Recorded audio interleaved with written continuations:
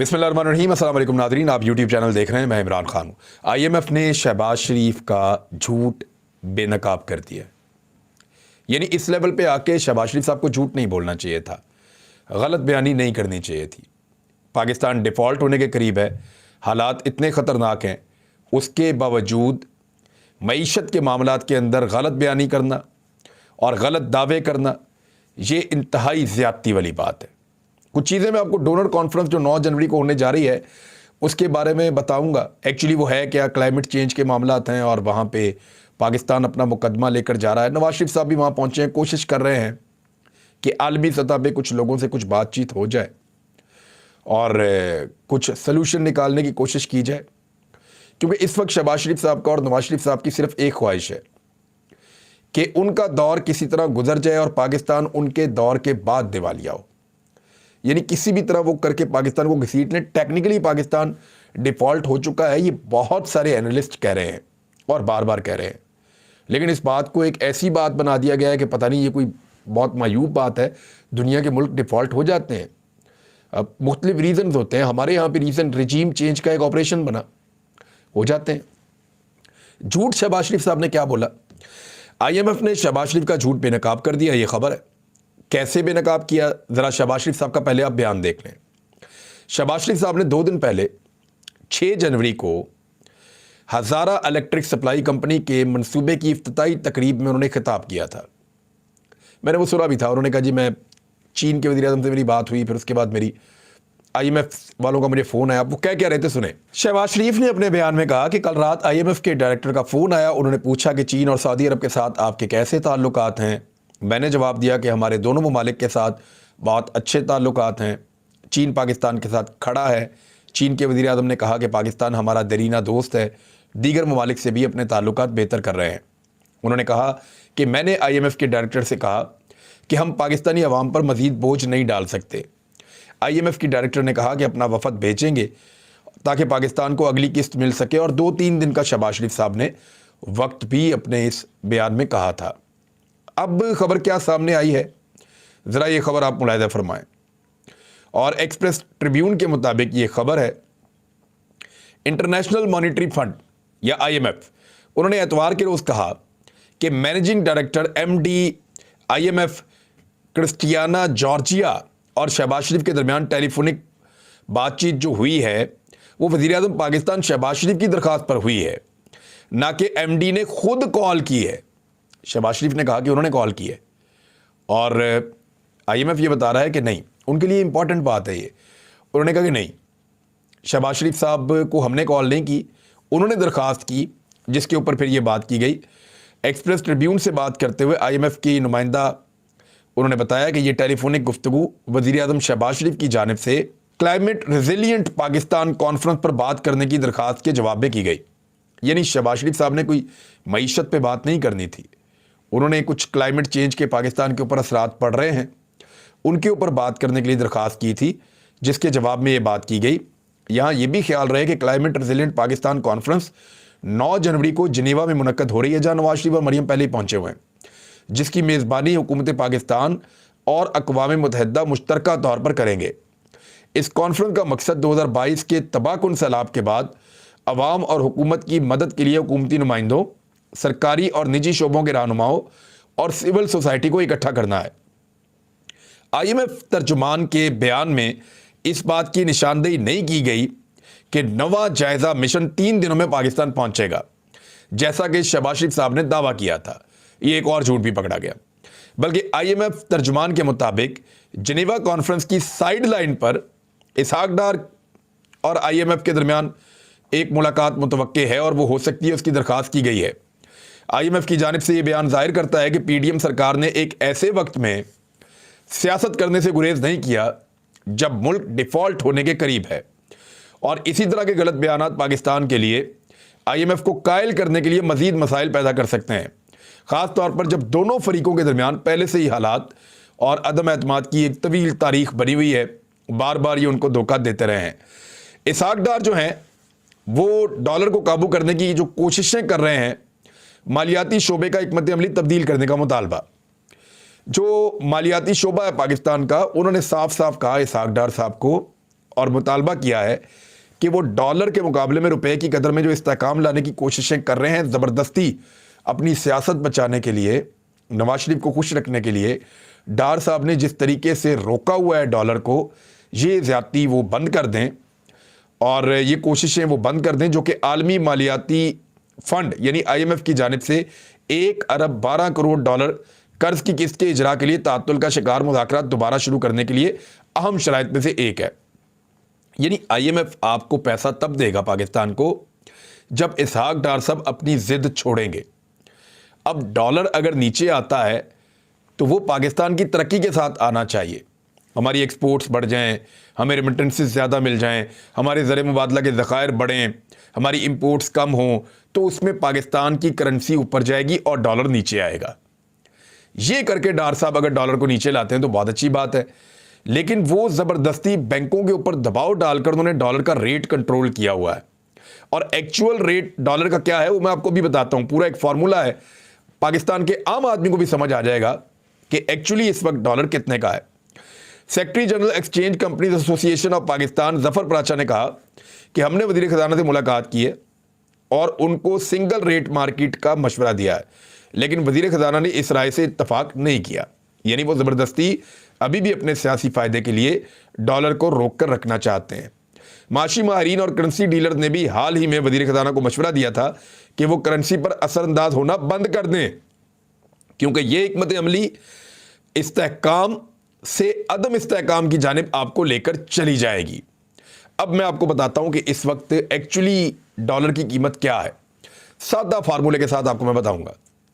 Dollar एक ऐसी currency है जिसके साथ दुनिया भर के मुल्क अपनी करेंसी का मुवाजना करते हैं।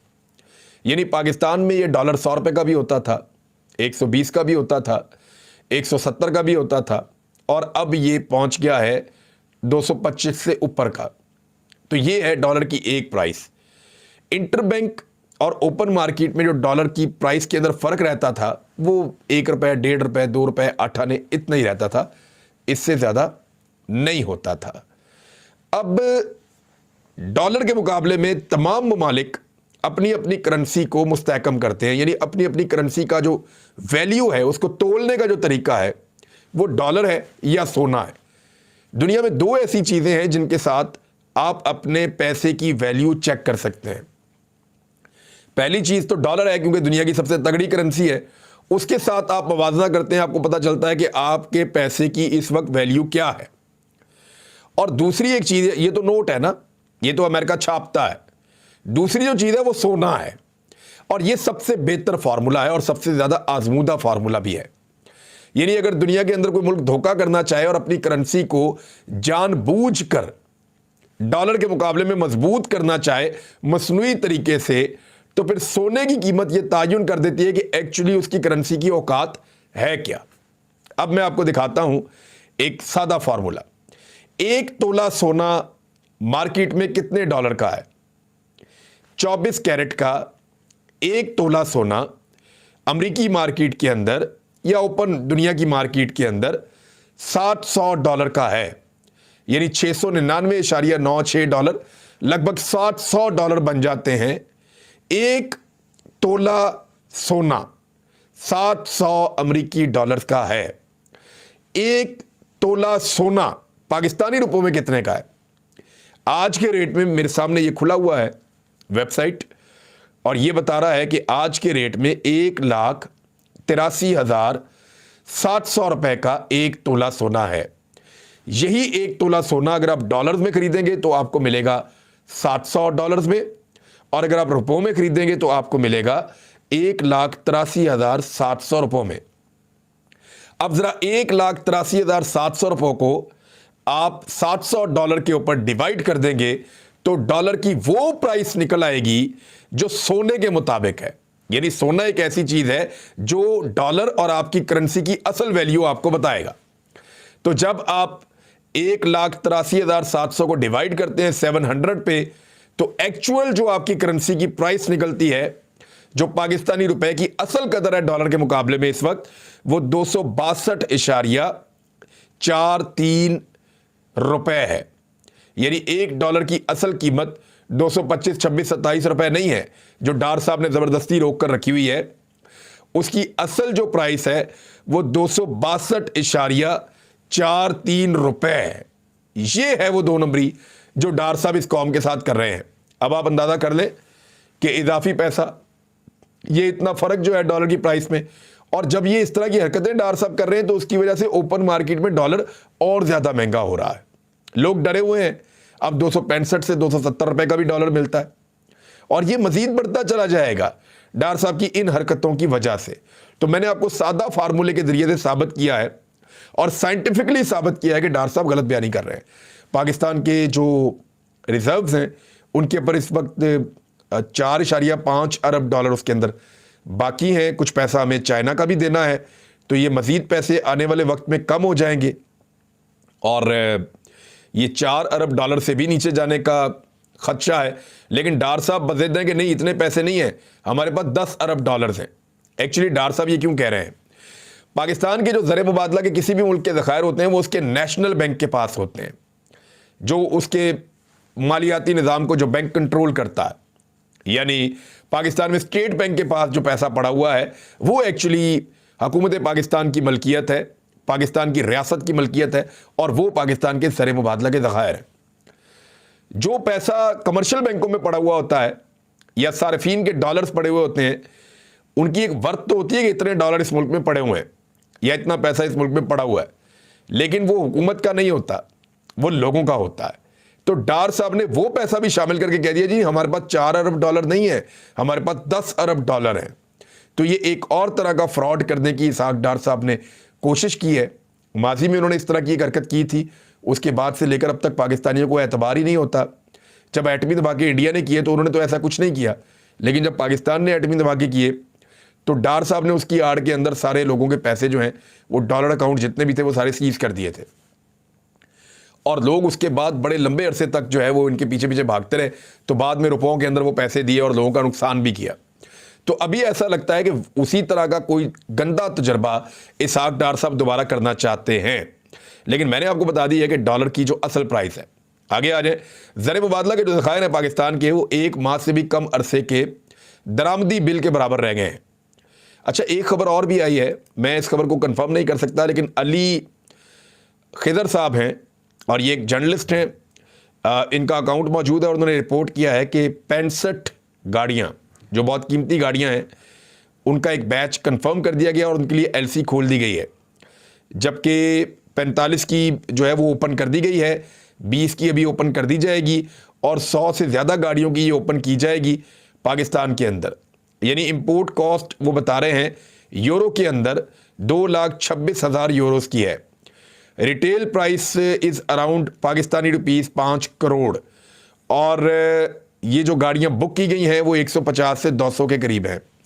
अब आप अंदाज़ा कीजिए कि इस मुल्क के अंदर जहां पे आटा लाने के लिए मुसीबत बनी हुई है, सोयाबीन लाने के लिए मुसीबत बनी हुई है, खाने का तेल लाने के लिए मुसीबत बनी हुई है, अद्वियात की शॉर्टेज हो रही है, ऑपरेशन का सामान लाने के लिए मुसीबत बनी हुई है, इंडस्ट्री बंद हो रही है, वहाँ पे ये अपने ताकतवर और बड़े लोगों के लिए अगर गाड़ियाँ इंपोर्ट करने की इजाज़त देंगे तो ये इंतहाई अनफॉर्चुनेट है। ये अली खिदर साहब जो एक जर्नलिस्ट हैं उन्होंने ये दावा किया है। आप देखते हैं गवर्नमेंट इसका जवाब क्या देती है। मेरे ख्याल में ये खबर गलत होनी चाहिए। दूसरी जानिब एक और जो अजीब खबर आई है वो उसमें यह है कि पंजाब और खैबर पख्तूनख्वा में तंदूर गैर मुअय्यना मुद्दत के लिए बंद करने का फैसला कर लिया गया है। उसकी वजह यह है कि जो आटा 55 रुपए का 60 रुपए का मिलता था चंद महीने पहले तक जब पाकिस्तान तहरीक इंसाफ की हुकूमत थी, वो इस वक्त 150 से 160 रुपए फ़ी किलो में फ़रोख्त हो रहा है, जिसके बायस गुर्बत की लकीर से नीचे ज़िंदगी गुजारने वाले अवाम के लिए खाने का हुसूल नामुमकिन होता चला जा रहा है। और एक बहुत बड़ा बहरान है बलूचिस्तान में। ये खबर एक्सप्रेस ने रिपोर्ट की है। खबर के मुताबिक बलूचिस्तान में गंदम का जो स्टॉक है वो ख़त्म हो गया है और आटे का बहरान शिद्दत इख्तियार कर चुका है। बलूचिस्तान की गंदम बहरान से मुतालिक प्रेस कॉन्फ्रेंस करते हुए वज़ीर खुराक ज़मुर्क अचकज़ई ने कहा कि गंदम का स्टॉक नहीं बचा, बहरान मजीद शिद्दत इख्तियार कर रहा है। 2 लाख बोरी गंदम में से 10,000 बोरियां मौसूल हुई हैं। ये कर रही है वफाकी हुकूमत इनके साथ। वज़ीर आला पंजाब से 6 लाख गंदम बोरियां फराहम करने की दरख्वास्त की है। अब सूरत हाल ये है कि पंजाब के अंदर भी गंदम कम है, सिंध के अंदर भी गंदम कम है, अगले साल के लिए गंदम की पैदावार ज़्यादा हो नहीं पाई। गिलगित बल्तिस्तान से लोग अलग शोर मचा रहे हैं आटे के लिए, गंदम के लिए, और गवादर में भी एक अजीब सूरत हाल है। तो ये इंपोर्टेड हुकूमत का तजर्बा पाकिस्तान को भारी पड़ेगा, इसका तो सबको अंदाज़ा था, लेकिन इतना भारी पड़ेगा हमने कभी नहीं सोचा था। अब तक के लिए इतने ही, अपना ख्याल रखिएगा, अपने चैनल का भी। अल्लाह हाफ़िज़।